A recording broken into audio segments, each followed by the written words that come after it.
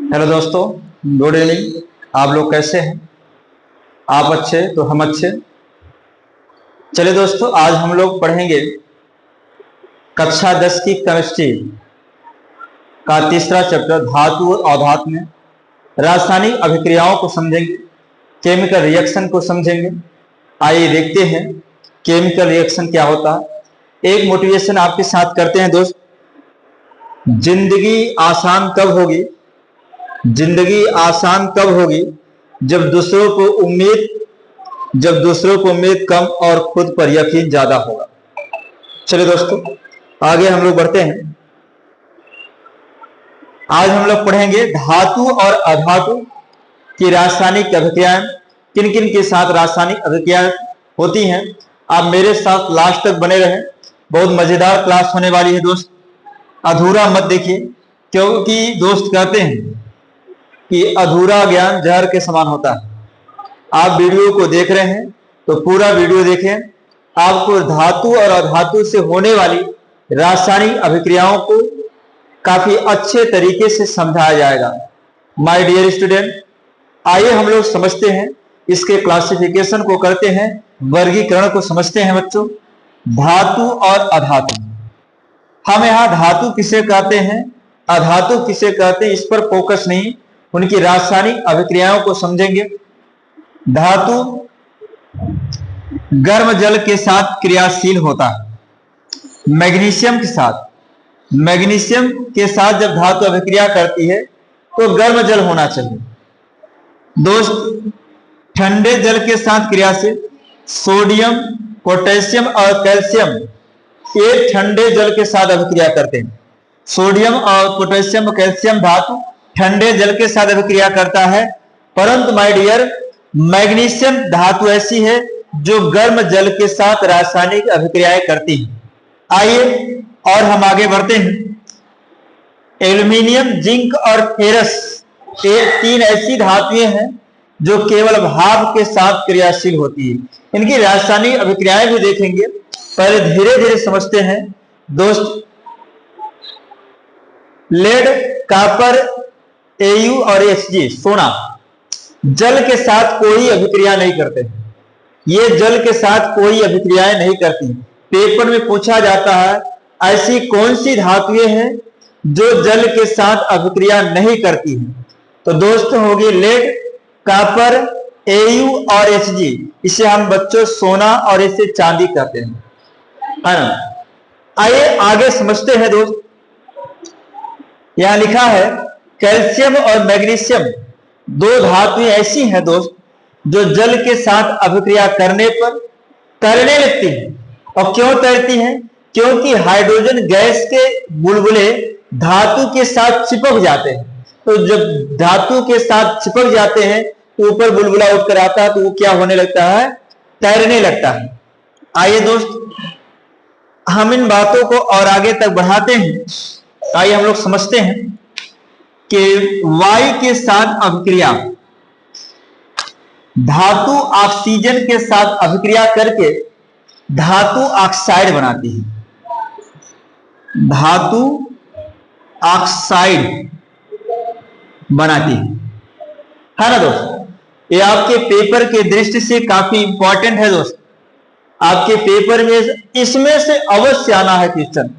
एक question fix है my dear, कि आपके पेपर में रासायनिक अभिक्रिया से पूछेगा ही, है ना। एक क्वेश्चन बहुविकल्पी में होगा, एक नंबरी भी क्वेश्चन आता है। यहां कॉपर धातु है, ऑक्सीजन के साथ अभिक्रिया करेगी, तो आपको हमने बताया दोस्त कॉपर में प्लस प्लस होता है, ऑक्सीजन में माइनस। जब ये दोनों मिलेंगे तो क्रॉसिंग करेंगे, तो इसकी संयोजकता, इसकी दोनों की समान संयोजकता है, समान संयोजकता। इसकी दो उसके नीचे, उसकी दो इसके नीचे, दो से दो कट गया, कॉपर ऑक्साइड। यहां बनाएगा कॉपर ऑक्साइड। ऑक्सीजन के यहां एक परमाणु है, यहां ऑक्सीजन के दो परमाणु हैं, तो आप इस तरफ दो का गुणा कर देंगे तो कॉपर दो हो गया, तो कॉपर में भी दो का गुणा कर देंगे, संतुलित हो गया। जो रासायनिक अभिक्रिया संतुलित नहीं होती है उसे हम कंकाली रासायनिक समीकरण कहते हैं। जो रासायनिक अभिक्रिया संतुलित होती है उसे हम संतुलित रासायनिक अभिक्रिया कहते हैं दोस्त। आइए और आगे समझते हैं, एल्यूमिनियम ऑक्सीजन के साथ अभिक्रिया करेगी तो क्या बनाएगी माय डियर? आइए देखते हैं। एल्यूमिनियम की संयोजकता प्लस प्लस होती है 3 बार और ऑक्सीजन की माइनस माइनस। ये दोनों जब मेरे भाई पास पास होंगे, इसकी संयोजकता उसके नीचे, इसकी इसके नीचे, तो एल्यूमिनियम ऑक्साइड बनाएगा। आइए समझते हैं दोस्त, समझने का प्रयास करें।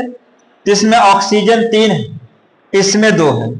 अब ऐसा नहीं है कि इसमें हम कैसे बढ़ा दें, 3 और 2 का लसा लीजिए, 3 और 2 का लसा माय डियर 6 होगा, है ना।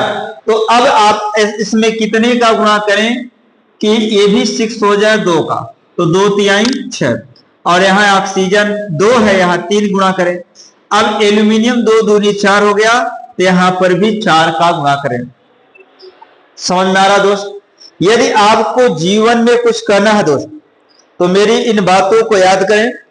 देर से बनो पर जरूर कुछ बनो, देर से बनो पर जरूर कुछ बनो, क्योंकि लोग वक्त के साथ खैरियत नहीं, लोग वक्त के साथ खैरियत नहीं, हैसियत पूछते हैं माय डियर, है ना।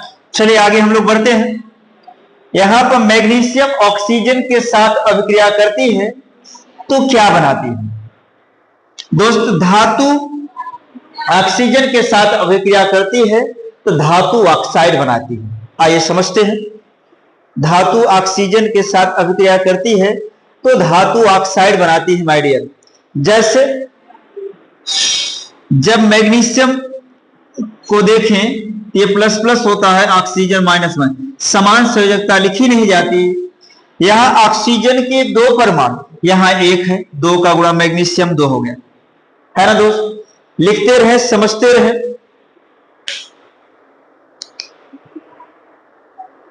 एक बात और, मेरा नाम ही, मेरा व्यवहार ही मेरा नाम, मेरा व्यवहार ही मेरा नाम है, वरना मेरे नाम के तो हजारों इंसान है ना। तो आपके व्यवहार से लोग आपको जानेंगे, आपका व्यवहार जैसा होगा वो संसार, आपके वातावरण अर्थात आपके चारों तरफ लोग आपको धीरे धीरे जानते हैं। आइए हम लोग आगे बढ़ते हैं दोस्त। यहां एक बात और आपको समझाएं, मैग्नीशियम, एल्यूमिनियम, जिंक और लेड वायु के साथ धीरे धीरे अभिक्रिया करती है। और एक बात ध्यान रखें, ये सब परीक्षाओं के दृष्टि से काफी इंपॉर्टेंट क्वेश्चन है दोस्त। सोडियम और पोटेशियम वायु में आकस्मिक आग पकड़ लेते हैं। अगर सोडियम और पोटेशियम को वायु के साथ खुला छोड़ दिया जाए, आकस्मिक अचानक आग पकड़ लेते हैं, तो करें क्या हम? आइए, इसीलिए इसे केरोसिन तेल, केरोसिन तेल के अंदर बोतल में बंद करके रखा जाता है। समझ में आ रहा मेरे दोस्त? चलिए हम लोग आगे बढ़ते हैं।